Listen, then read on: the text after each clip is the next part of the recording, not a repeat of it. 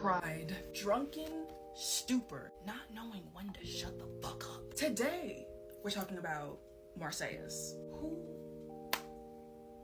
the hell is that? Wow. Marsyas was a satyr. Not this kind of satyr. Not kind of satyr. It's well known, satyrs don't need much to be happy. Coochie and a good drink, and they're good. But let's take it back for some more context as to why what happened to Marsyas happened to Marsyas. And Lord, what happened to Marsyas? So one day, Athena was cooking up some stuff in her home, just chilling, you know, and she created a musical instrument called the aulos. To me, just looks like two recorders attached, and you just and a sound comes out, you know. She created this instrument and she played it for the gods of Olympus, and they were like, girl, what the fuck did you just make? You sound stupid. She tried 3 times in total to make the other gods appreciate and like the instrument that she created, and all 3 times just laughed at her. Even though, you know, Athena is a goddess, that don't mean bitches don't have pride. She felt that her pride was wounded because they were laughing at her, so she cursed the instrument and threw it down onto earth. In her easily discardation of this instrument, she threw it down onto Asia Minor in the kingdom of Phrygia. So when it fell to the ground, who picked it up? The satyr named Marsyas. He was a very curious little goat man, and he blew into it and it came with a little peep, and he was like, oh, what the fuck? And so he was very much dead set on figuring out how to play this thing into a tune. And after a period of time, he was able to. He created multiple songs, beautiful rhythms, and as time went on, he was considered Marsyas the musical. One day, in a drunken stupor, he was singing and doing his thing, and he was like, psh, I can play better than Apollo.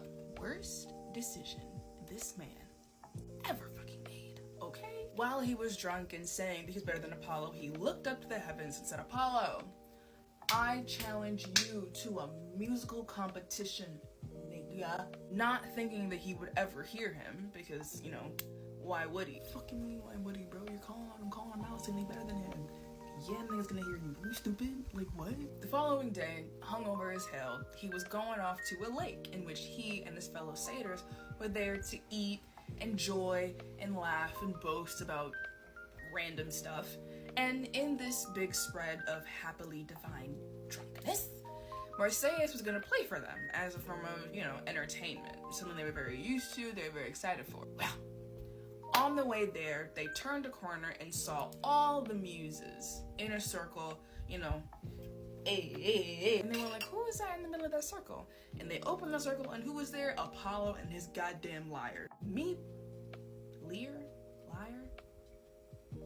Liar, the shit he would play. Me personally, if the night before I had boasted about playing something better than Apollo and said, come face me, and the day afterwards that man was in my face staring, smiling at me, I would off myself. Huh? No thank you. No thank you. So Apollo was like, I'm here. You don't want to play now? When I leave, you want to keep doing this. But then when I come around, you don't want to post up. So in the end, they went back and forth playing their own tunes on their own instruments. And Marsyas was actually playing quite well. So well, in fact, that Callio, one of the muses, nodded to him as a, okay, I see you. Which gave him the confidence to finish off with an exuberant note that was very lovely and very melodic. So Apollo, realizing this, was like, oh, okay, let's turn this up a notch. So Apollo then took his lyre, turned it upside down, and started playing the notes in reverse.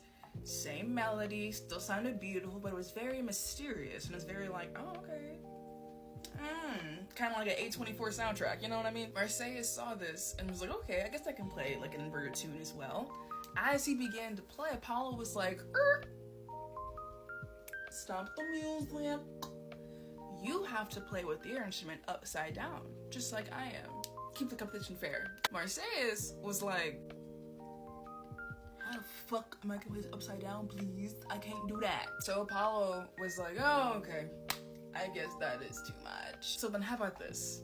You play your instruments, play your wind instruments, but at the same time, I want you to sing as well.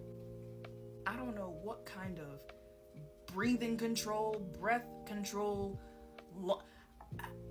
how does one even do this? So he did his best as he could, And when he was done, out of breath, probably 2 seconds from passing the fuck out, he was like, this is not fair. You're making up all these rules to make it much harder for me than it is for you. Anybody with an unbiased opinion towards you or I would know that I'm better. So hearing this, Apollo decided, and he went and he asked his muses, his sisters, to judge who had won the competition. We unanimously decide that Apollo is the winner. No fucking shocker there. Marsyas, now being declared as the loser, was sitting here like, oh shit. What do I have to do for you, Apollo? Apollo, his Ramsay Bolton ass, flayed this man alive and left him out for all to see in the woods. It's really interesting because, like, when I went to the Louvre, like, I think, what, 2 years ago now? There's a statue of Marsyas being flayed, and it was so annoying because, like, the person that was guiding us through the Louvre and showing us all the statues and telling us about all the statues, she called this nigga Prometheus. I was like, I don't see no eagle. I don't see no mountain. This is not Prometheus. Marsyas, right? Marsyas. What we learned: don't say things you don't mean when you're drunk and get confused when the following day niggas come to collect. They always come to collect. Don't sit here and boast up your pride and make yourself seem better than you actually are and compare yourself to a god thinking they ain't listening. They always listening. They always listening, waiting for somebody to talk shit. Always.